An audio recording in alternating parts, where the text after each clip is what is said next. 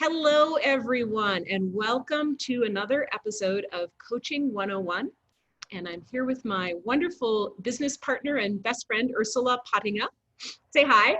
Hello, hello, hello. So And, great to be here. and today we are going to look at the amazing, astonishing power of taking another perspective.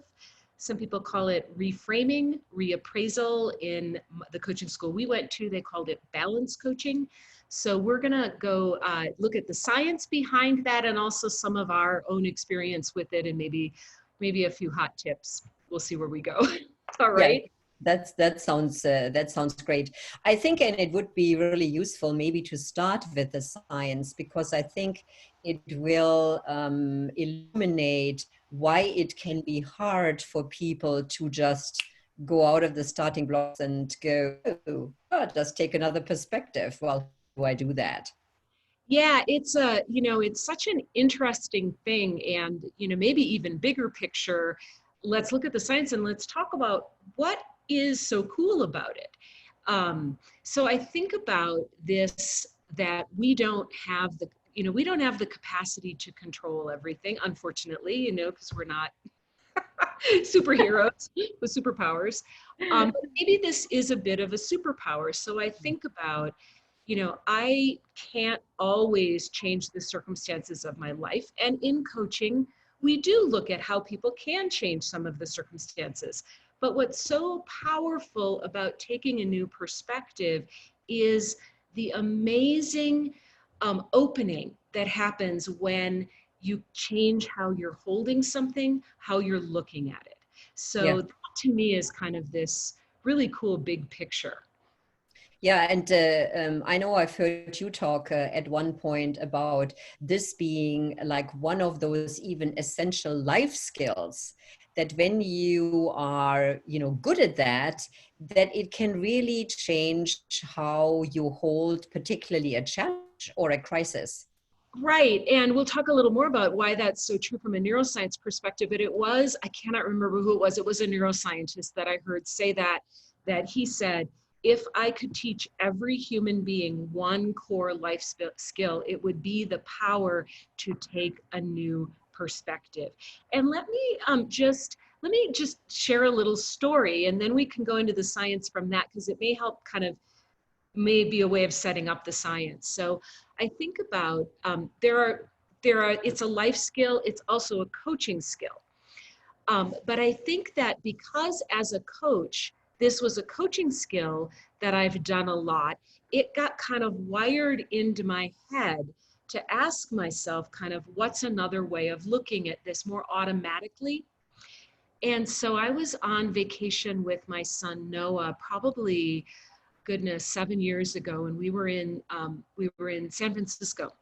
We came in late to the Airbnb, and it was a rainy night, and I parked right by the Airbnb, and I came out in the morning, and there was a ticket on my car. At the time, I did not have a lot of extra money for things like parking tickets. And in San Francisco, parking tickets are very expensive. It was like $100, $90 or $100. And I can tell you in that, and I was embarrassed, right? That my teenage son saw me park wrong.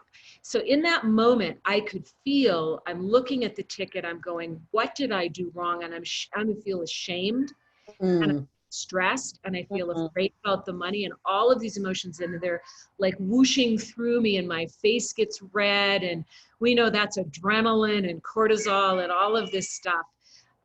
Speaking of which, my cats are having a fight and probably having their hey, you guys. So at any rate, in that moment, I looked over and I saw that I'd parked in front of somebody's driveway, because there were no signs, but I had actually parked in front of a driveway. Right. And in that moment, my brain, sort of without even needing to be coached or anything, said, well, thank God you didn't get towed. That would have been a disaster. That would have ruined your vacation. You just got a ticket. And in that moment, and it wasn't immediate, it wasn't like, oh, I'm all fine and I'm not flushed and I'm not shaking and I'm not upset.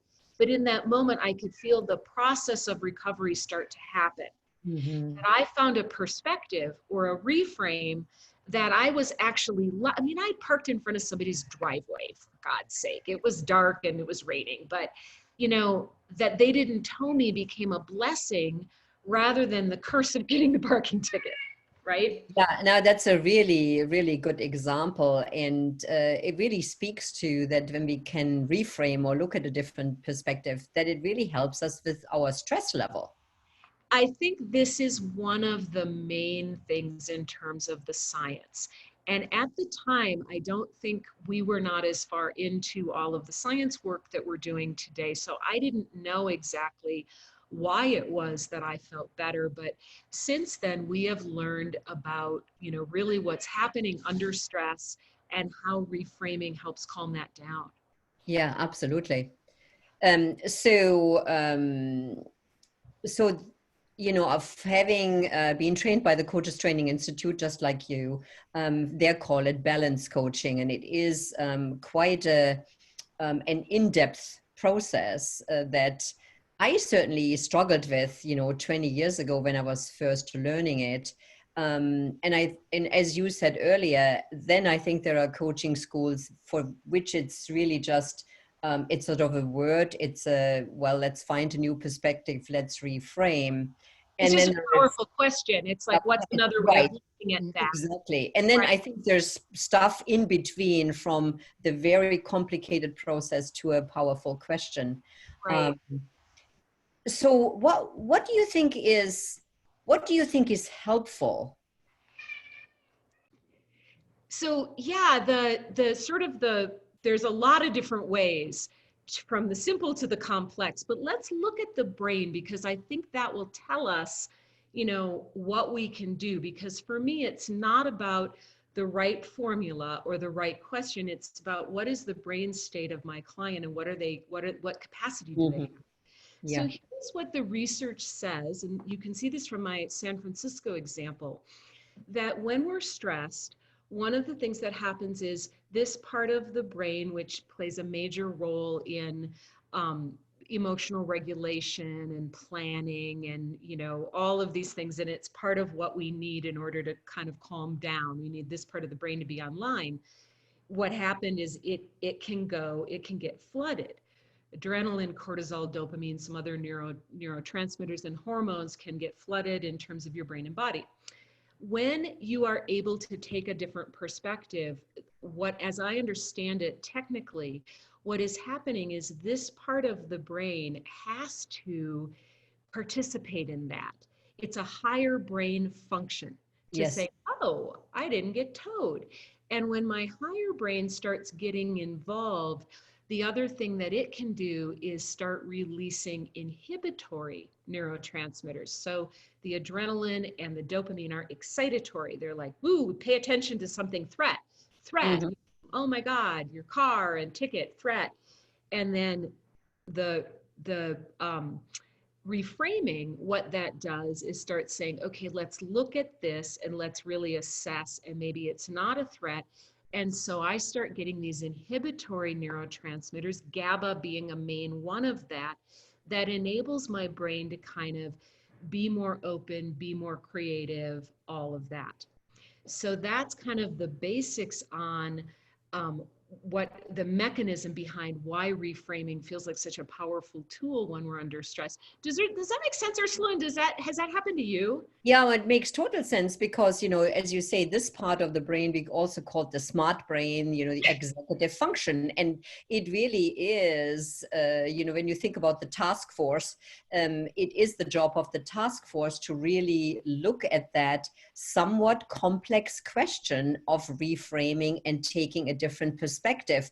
It's not something that comes to people like automatically, you know, especially when we're stressed. I mean, I have the same thing, although I use this tool with clients all the time. When I am under duress and my system is flooded with those stress chemicals, I have a really hard time getting my smarter brain engaged in the process and going, well, what is a reframe here? So it makes complete sense. And once I have that, then I can really feel that there are more options and more possibility. It creates an opening. Yeah, when your brain, it's sort of like when we need to take a different perspective the most is when it is the hardest, because Yes. that part of our brain is not playing as large a role as it does. When, we're just calm and, you and I are just chit-chatting and everything is kind of more regulated, we can think of, a whole bunch of different perspectives, but they may not be as critical as like in that moment of distress. So this kind of leads to then how do you work with helping somebody reframe when they are stressed? And I want to say something else before I go there, which is, why was I able to do it when I was in the middle of being really upset? Yes. Okay, so here's what I think about that. I think it is because through the process of what we call in the brain, and many of you have heard this term neuroplasticity, I had some wiring around my brain sort of looking for, it's like going into a new place and looking for the Wi-Fi signal. It's like I'd already connected to that Wi-Fi signal. It's like if I go back to Ursula's house, my computer starts looking for her Wi-Fi. That's what it's like. I'd already done that so many times in my life by being coached by good coaches, even by coaching other people, Yeah. that it was like a Wi-Fi signal my brain already knew. And so it found it and didn't ask me for the password. It just was able to do Yes. it. Yeah. Yeah. Is that a That's good a really analogy, great Ursula? metaphor. Yeah, I really like that. And what it also speaks to is the quickness. Because if you first have to have a 20-character Wi-Fi password you Right. type in, it takes a while before the signal comes back. But when it's an automatic connection, it just happens faster. And so that example really works. And I think it is one of the ways that coaching builds capacity for clients. And sometimes when a client says, which we've all heard many times, oh, this thing happened and I heard your voice in my head. A lot of times the little voice that they're hearing is, what's another way of looking at this? Because Yes. you have started creating that automatic Wi-Fi signal for them, which is why they become a stronger human. And this is one of the ways that is the most helpful in self-regulating, just looking at it from a different perspective. This really is a good example of how coaching really builds capacity in the client to self-regulate, manage some of life's ups and downs, even when they're not on the call with you. So I think this reframing tool and training a client in it so that they can use it it's hugely helpful. Yeah, it really is. And then, so all of this we've been saying, okay, so how do you do this? And, you can ask a client, well, what's another way of looking at that? So Ursula, when does that work? If you were just to say to a client, what's another way of looking at this? When is that a good, powerful question? And when isn't it? Well, I think it is a good, powerful question when the client is in a good place, when their smart brain is, doing the talking. But when they come to the call and they're super stressed out over something and they're in a panic and you can really feel the energy and hear their words go, all over the place, then that is not a good time because, their brain just does not have the capacity, to do that. And it's also, if you use this reframing tool a lot with clients, I think they will then also be quicker and more able to go there because they have been there once before, and that does speak to neuroplasticity. So I think it's basically those two major things. Yeah, it's learning a skill. And Mm. so if you've got it, like if you ask me, I mean, it's a skill I have. So if you ask me, it's like Ursula's a wonderful tennis player. And if I say to her, hit a backhand that puts the ball over in that corner, it's astonishing. She can do it. If you ask me to hit the ball over the net consistently, I can't even do it. I don't have that skill. The first time she did that, I'm like, wait a minute, you can decide where to put the ball? Holy shit. I mean, she completely blew my mind because it hadn't even occurred to me you could do that. I'm just trying to get it over the net. So I think that's it. If you've got a client who's skilled with this, I can ask Ursula unless she's really, really, really upset. I can ask her and she's got the skill to put the ball there.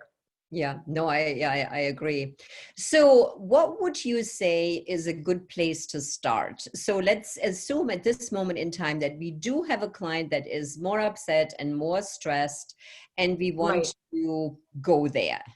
Well, so what you want to do, and I think this is true with so much of coaching, particularly when you are coaching around stress, which is, there is it's not the only coaching topic. It's just a fairly common one that happens. Somebody's upset about something. They want to talk about it. So the first thing that you have to do is you have to make sure that their brain is in the state where they can have a productive conversation. Mm-hmm. So, on the one end of the scale we just talked about, certain clients who have the skill, whose brains are calm, you can just ask them, maybe let's look at some other ways of looking at this. But clients who maybe don't have the skill and are not in a calm place, what you have to do is get their brain to a stronger place. So in coaching, we talk about people being naturally creative, resourceful, and whole. Well, sometimes you have to get them to that place first. But they believe it themselves. Right. We did a video on this. It's not that they aren't, it's just that they've lost track of that for a moment. So you got to balance the brain back. So on the other end of the scale of perspectives coaching, we both, Ursula and I, learned a model at the Coaches Training Institute that's a fairly involved model where you start out, it's a step-by-step process. And you start out, you identify the current perspective, you make sure the client really gets that. You may even do some embodiment. What is the thing we're looking at? We're looking at getting a parking ticket. How are you looking at it right now? It's a disaster. What does that feel like? That would all be part of the first step. The second step is to explore possible perspectives. And what we believe is happening from a neuroscience perspective is every new reframe, every new perspective that you look at it with is probably starting to release some GABA. So if I look at the getting a ticket from the, I don't know, plant on the wall perspective, we'll talk more about that in a minute. And I look at it from the happy dog perspective, and I look at it from the I'm a terrible mother perspective, and I look at it from the this too shall pass perspective. All of those, the more that I do, I actually believe none of those perspectives actually matter. They don't matter. And as a coach, sometimes when I've worked with coaches who are learning to explore lots of different perspectives, I'll hear them say to the client, oh, well, let's find a better perspective. No, you don't need to. You just need another one, because all you're doing at this point is brain management. Yeah, I just wanted to say, really, the question of the perspectives, whether it's, the purple orange or the green, polka dotted giraffe, whatever it might be, that is just brain management, is helping the smart brain, the executive brain, be there more in the conversation. So really, ultimately, it really doesn't matter what the client or, what you come up with, whether it makes sense or whether it doesn't. No, and I think about like each new place that I stand to look, kind of just tick, tick, tick, tick, tick, until I'm more at a place of center. You can feel it in the client. They start feeling different. They start being able to, have more analysis of the perspectives. And then, so you're going to explore all these different perspectives. We're going to come back to that aspect, kind of how you do that. And then you have them choose. Yes. And it's really just that you have managed their brain to a place where they feel more empowered and that they can choose. And they have all of these options. And they might choose one of those perspectives, or they might choose like a combination of them. But the important thing is they actually biochemically are more able to think. And that's what. Yeah, and that is exactly what I wanted to say. It brings them to, to a place of choice. So I want to come back to the first step.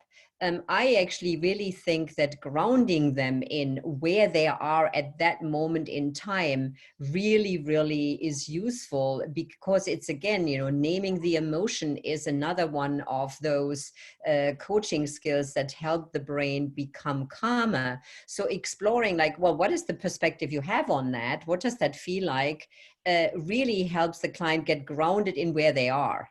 I think that's really important. And I think this is a huge core thing we do in coaching. And our mutual friend, Mandy Blake, calls it surfacing the invisibles. Mm. And she's a somatic coach. So a lot of the surfacing the invisibles comes through the body. But I think about, if I actually have to stop for a moment and say, what is my perspective right now? My perspective is, getting a parking ticket is an unmitigated disaster, right? Well, Yeah.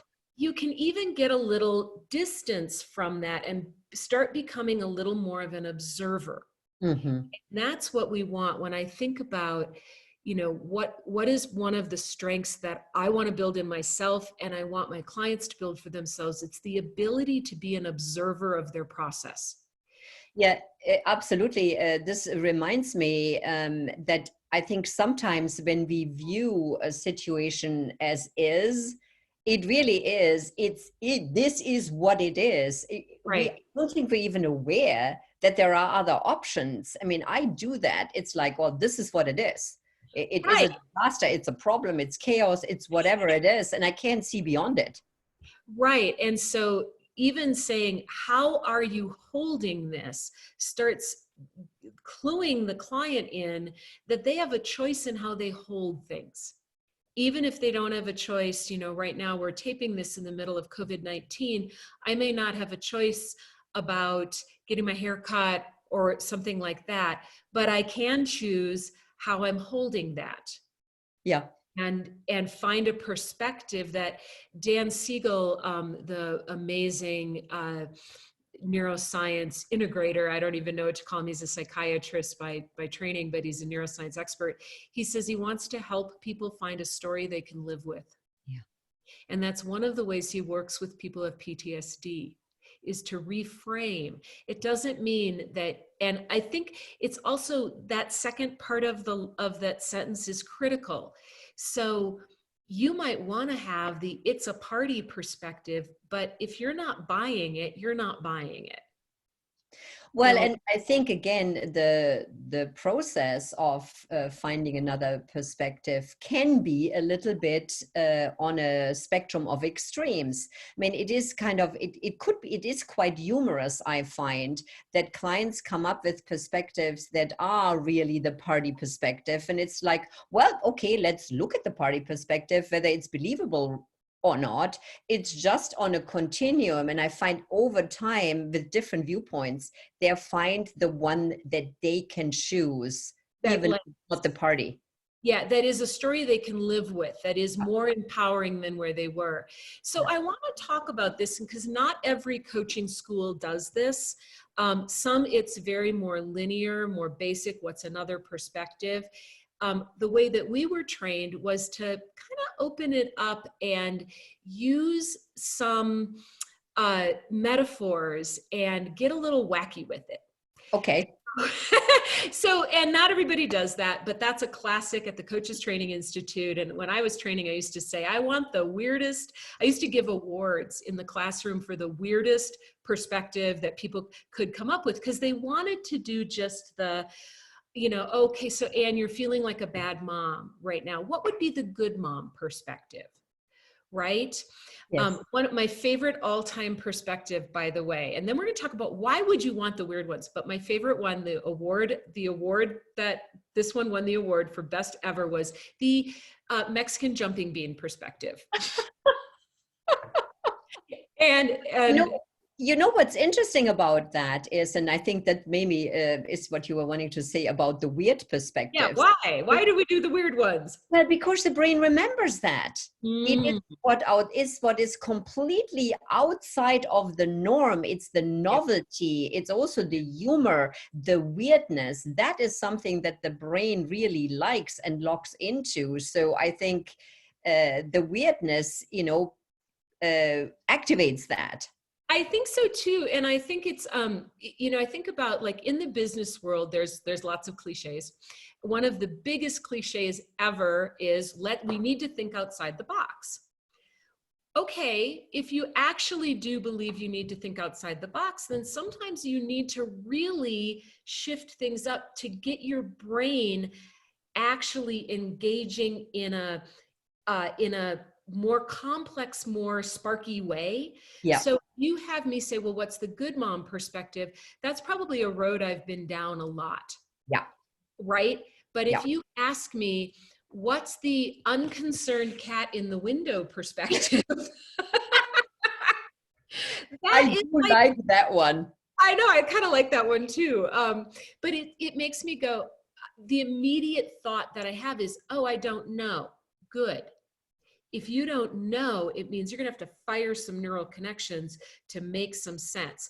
So any of you that have a worry that this is too weird for your business people, one of the ways I sometimes frame it up is, do you know that saying about thinking outside the box?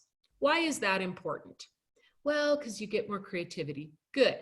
What we're going to do here is we're going to look for answers outside the box, because I can promise you, if the answers to this were inside the box, you've already found them. Yeah. So we've got to look at it in a way that might feel a little weird, but this is designed to make your brain fire. Yeah. And I've never had anybody give me shit about that. Yeah. No, well, this is what I love about the neuroscience. I mean, it's, people can't argue with it. So they can, but they'd just be wrong. So, or maybe they wouldn't be winning with you anyway. No, I'm too arrogant with all of that. But so one of the things that you do need to understand, though, is not everybody's brain has things linked up. So let me break this down. So for example, if you were to ask me, what is the unconcerned cat in the window perspective? My brain is linked up because I've done this a lot, back to neuroplasticity and skill level. I will automatically start thinking about, well, what kind of energy or what kind of emotions come up for me about the unconcerned cat? And those are automatically there. And so if you ask me that, I would say, oh, it's just waiting for things to happen, watching the birds, it's just this place of sort of calm patience. That's already all linked in there. For many people, if they've never done this before, if you ask them about the cat in the window perspective on getting a parking ticket, they don't have any idea what you're talking about. And those things aren't sequentially kind of connected in their brain. So you have to break it down. So the first thing you have to do is say, okay, so one of the things that I love to do is look around the room and see something. Okay, the cat who has now moved to the refrigerator because he's not cooperating. Maybe that's the perspective. Okay. Yeah, maybe it is. What's the cat in the window perspective? So okay, what do you see? Well, I see my cat in the window. Okay, what do you associate with that? How does it make you feel? What are what's the kind of the energetic quality? You can ask, what are some of the other questions you ask, Ursula? Make that connection. Yeah, I mean, it's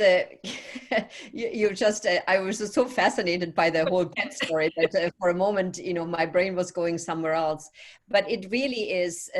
So one other thing that I want to say here, it also is, if you don't have cats or if you don't have animals, it might also be a little harder. So what I try and do, the first thing, I try and find something that they really can connect to, whether they have a love of cooking or traveling or a hobby, because again, they will have some connections in here that will help them, find that new reframing point.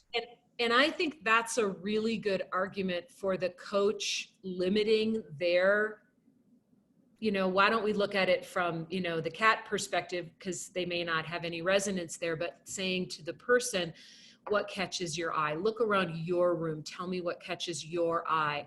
Or I know you love to cook. So what's the stove perspective or the spice perspective, like that? Yeah. So that you're linking it in with them. And then because it's not really about the cat, it's what I associate with the cat or the Yes. spice or the stove or whatever it is. So, and you don't know, you may have an idea that the cat perspective is relaxed, but I might tell you, do you know, this is my kitten. And when he sits in the window, I know shit's about to go down. especially So especially in the bird feeder. right, or with the other cat. So the cat in the window perspective actually makes me feel anxious, and it makes me feel uncertain, and it makes me feel like, oh, good Lord, what's What's he going to happening? do next? Right? Yeah. So then we would say, okay, well, so look at this parking ticket from there. Mm-hmm. Uncertain, anxious. The cat's just a placeholder for a kind of emotion. And Yeah, that's what we're really talking about actually incorporating two skills, which is the skill of reframing and then the skill of looking at it from a metaphor. Because right. the kitten in the window is just a metaphor for what the real emotion is that that image brings. Right. And it's a placeholder for it. So it kind of holds. So we can say that's the cat perspective. But then you and I both know that it is up to me as the client to make meaning of that, what Yeah. it is for me, not what it is for you. I have been surprised so many times by people saying, what to me sounds like a lovely perspective and actually is a perspective that makes them anxious or, the or makes them feel bad about themselves. So Well, you've got I just had that because, Poirot in the window perspective for me is like, oh, that this is like cozy and restful and calm and whatever. And so I'm totally like fascinated by your reaction saying, no, there's something bad is going to happen any minute now. oh, That's good Lord. such a good example of where my brain went versus yours. Exactly. So this is part of the skill of self-management and holding the client naturally, and being creative, resourceful, and whole, and being curious to find out how does it make you feel. And this cat is just always a surprise. So you never know. So that's what you want to do if you're going to use a kind of out of the box perspective, is you have to link the emotion in.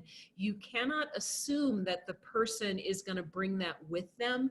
Mhm. Now, the more trained the client is, when they've done it a few times, when they, some people are just naturally good at this. This is the language they speak, and they're, Yes. very in touch with their emotions. They may be able to go there immediately, Yeah. but for others, it's like Ursula hitting the ball. If you want to teach me how to hit the ball in a certain place, you have to break it down. You have to Yes. hold your racket like this, hit the ball here, that will make it go there, and you have to give me the step by step. And a lot of coaches confuse their clients because they don't give them the step by step of like, why are you asking me about the cat or polka dots or the Yeah. ladder behind me or anything? Yeah. So what I have found useful with clients, that especially that they are stressed, and that also depends on the location where they are. I love for them to look out of various windows, and sort of just reminds me where you are right now, because it's really a perspective is a different viewpoint. So I have them look out of this window and, hold on to an object or what is the view that they see, and then go to a different window, because every window gives you a different view. So I think that also helps them lock into something that's specific without their brains having to come up with something that I they like can't. that. And it's a metaphor in and of itself, like we're Yes. just taking another view. That's great.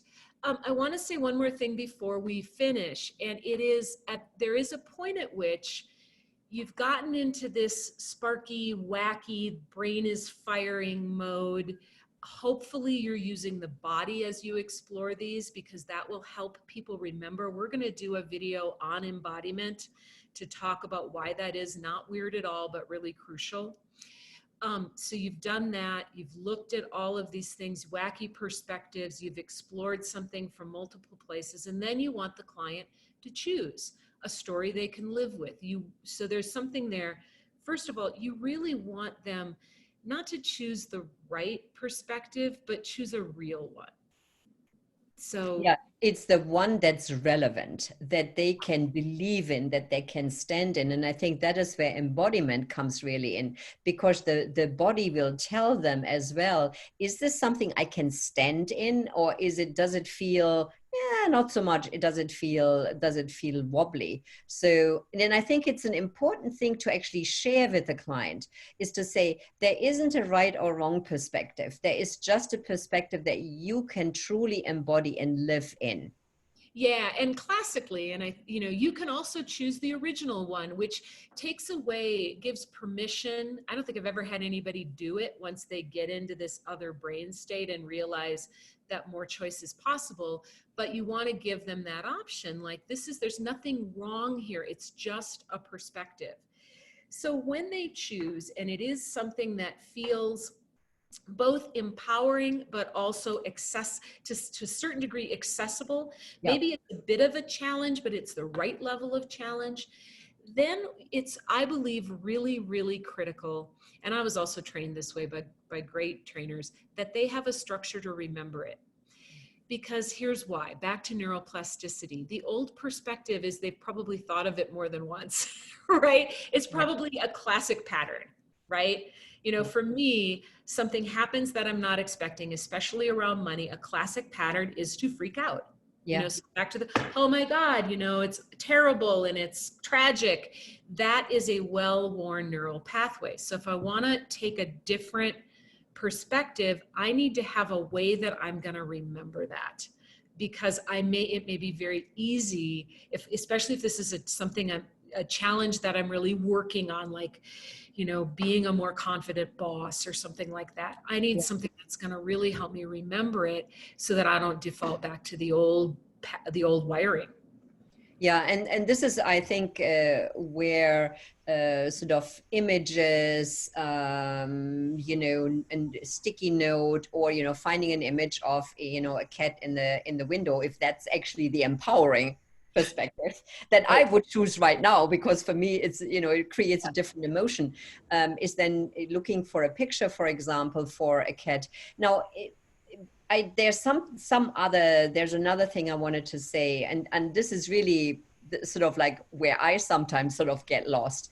I'm having so much fun looking at all these perspectives and exploring them with the client. And as you say, it gets all sparkly, that as a coach, we have to really remember to always link it back to that challenge, because it's easy in the play of it all to sort of get lost in just as sparkly perspectives. But Why are what we was doing this? it about, right? Yeah, and I really like the structure of saying, to first kind of, for me, it's kind of a simple 4-point process, and you can speed it up depending on the client and their brain state. But what's the topic? What are we actually looking at? And that not have a perspective already embedded in it. So the topic for me isn't, I feel terrible about getting a parking ticket. The topic is parking ticket. And then we're going to look at it from lots of different perspectives. Yeah. And the first one is, I feel terrible. Mm-hmm. So often what you're getting as the client is, you say, the client says, what do you want to talk about today? I am having I just had another conversation with my mother and I feel terrible about it.